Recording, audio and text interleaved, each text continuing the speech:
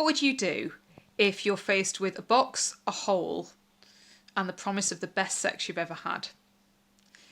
I'm Heather from Horror Girly. Let's review the special. So I got to watch the special as part of Grimmfest 2020, and it's an interesting concept. Basically, everyman Jerry is heartbroken after believing his wife is cheating on him, and his lad-about-town friend and colleague takes him to a parlour where he is treated to the special, which is effectively a box, a hole, and the promise of the best time you've ever had. And yes, I'm having to watch my language because YouTube. And certainly at first we are as curious as Jerry is. We're laughing along with him as he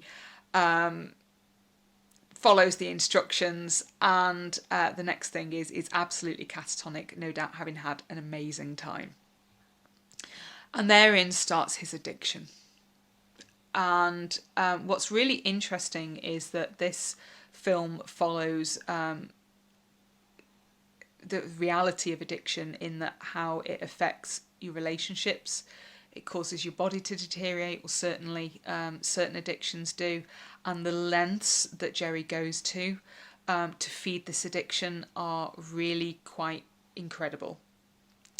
And certainly what's interesting about Jerry is that normally with the protagonist is that we're rooting for them throughout and then they get their redemption. Whereas in Jerry's case, he follows the path of the anti-protagonist. I don't think we see this enough.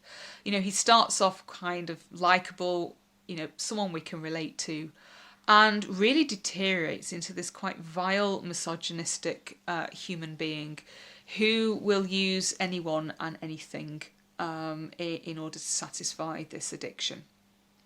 Certainly the characters around him, namely his friend and his wife, are really well characterised. What's really interesting about his wife is that we're never told that whether she's had an affair or not.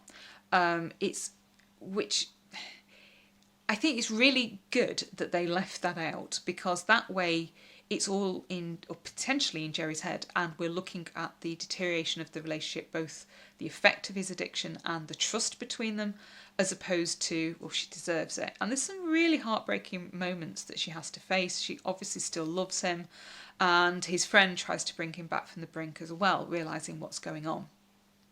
So great character arc there. And certainly, you know, bearing in mind this is an independent film, as we reach the third act and the addiction literally starts taking over Jerry's body, so he starts to deteriorate physically in very much a Cronenberg style way. So anyone who's seen The Fly will really quite enjoy the special effects in this film. And, you know, quite frankly, by the final scene where Jerry meets his fate, and it's an interesting twist and one that you really kind of enjoy, and you're both disgusted by and pleased with at the same time. But it's no surprise that this film won an award at Grimmfest for special effects. They are practical effects. They are very, very well done. And, you know, the story arc itself, really nice and tight. I think overall the film is lacking in some elements. I think there could have been more horror. That body horror could have been brought forward a little bit more into the second act and made a bit more gruesome. So certainly I think, you know, for me, this film is a 3.5 out of 5. It's a film that now I've seen it, I wouldn't necessarily watch it again, but I definitely recommend watching it.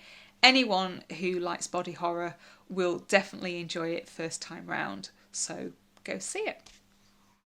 If you enjoy these videos and want to see more reviews and interviews with independent filmmakers, then don't forget to subscribe and hit the little bell icon so you get notified every